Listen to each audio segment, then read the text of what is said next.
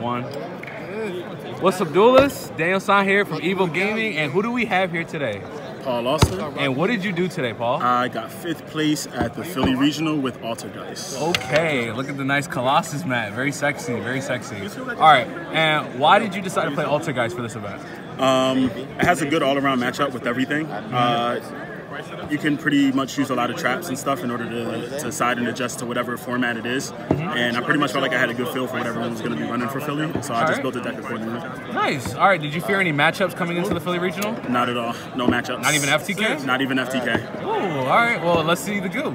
All right, so main deck, monsters, 3 Marionetter, which is standard, 3 Multi-Faker, standard, 3 Melseek, one of the best monsters, standard, double Silk, 1 Conquery, and hand trap wise, I played 3 Crow. Felt like Crow was really good against all matchups. Just a lot of disruption, especially against like FTK if you use it correctly. And double Ash for the monsters. For spells, only ran double Desires. Only spell I needed. I was running 1-for-1 before, like at locals through testing.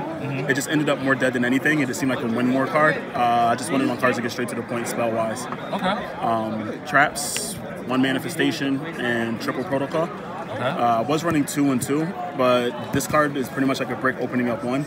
I was running multiple because of Desires, but if you just play like smart and play correctly, you can just have always access to this. And then triple Protocol just always gives you negates, which is the biggest thing with the deck, is just being able to use Protocol for Protocol.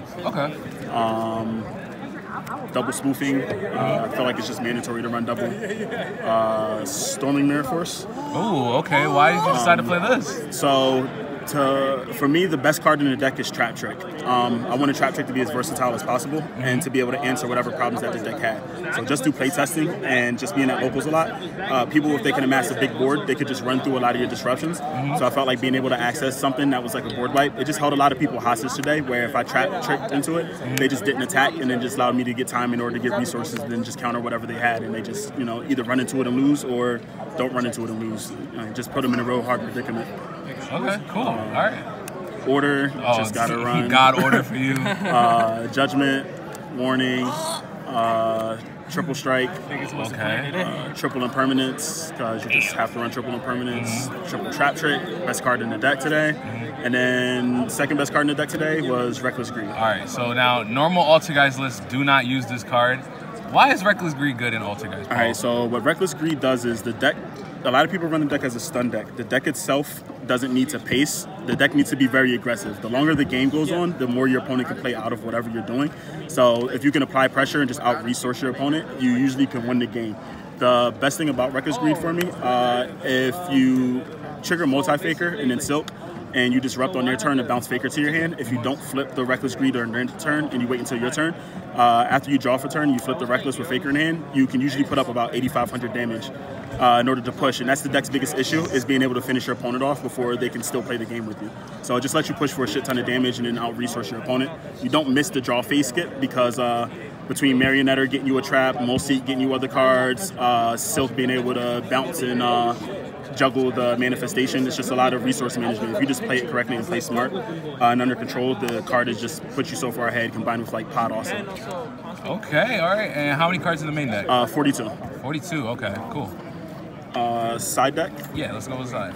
I did double Pankratops, really good card. Double Border, really good card. Double Duster, pretty standard. Double Apocrypha. Oh, okay. Now, another deck card that people don't normally use. What's so good about Forbidden Apocrypha right now? Against Thunder Dragons, when they usually end on like 3 fusions, even if they end on 2, it allows you to clear their board without them being able to protect themselves, because it's not destruction, it just sends. And it's also a Trap Trick target. So like I said, I want a Trap Trick to be as versatile as possible and be able to get as many cards. So if you get access side deck cards, it's that good. Saucy, all right. Chaos Trap Hole. Oh my god, another card. All right. So what does this card do in Altergeist? So this is basically additional copies of Solemn Warning. A lot of the best decks in the game right now, their normal summon or their inherent summons are very dependent on light and dark monsters like Armageddon Knight, Greffer, and such. So being able to just negate the summon and banish the monster is really good. It's also for Thunder Dragon because they side Denko and some main deck Denko. So it gives you an out to Denko so that way you just don't auto lose to them, normal summoning one monster. Okay. double wiretap. It's also just for evenly matches. Also red reboot. Every time I've had this card against red reboot, I've won the game because they paid half, and then I just pushed for a shit ton of damage. Okay. And then triple evenly match, which shout out to my boy Ray. Nasty Ray let me borrow his. I was drawing them like a god today. Nice. So cards bonkers. It just solves boards.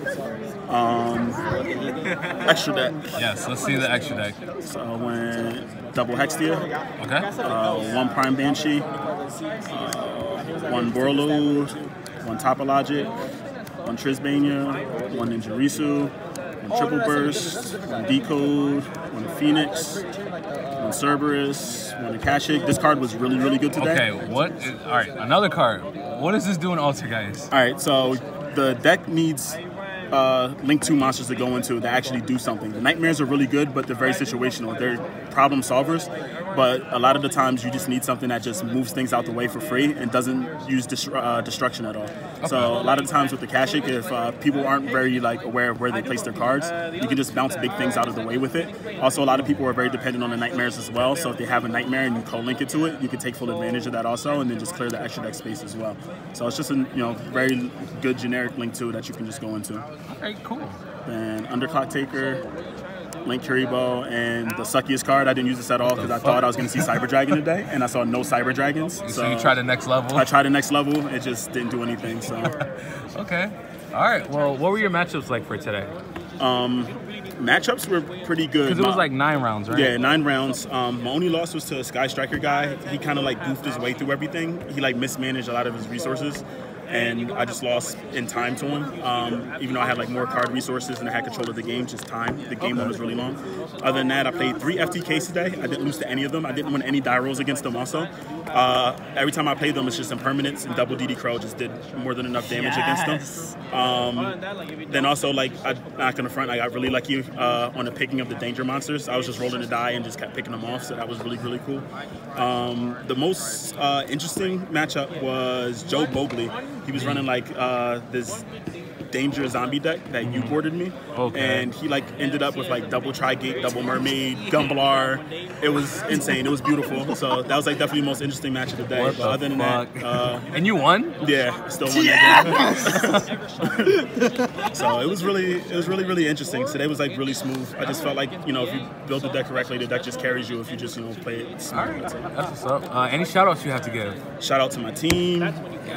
Evo. Yes, Evo. It's back-to-back Philly regionals that we're running, so that's really, really good. Facts. Shout out to my man Danny with the YouTube page. Shout out to everybody on Evo, Leon, Ray, Jamie, Fee, Juan, Small boy, Jeff, Darren, everybody. I love all you guys. Shout out to Yu-Gi-Oh! Shout out to AU, our locals here. Best locals. There we go, best locals. There we go. All right, thank you very much, Paul, and congrats on your top, bro. Thank you, sir.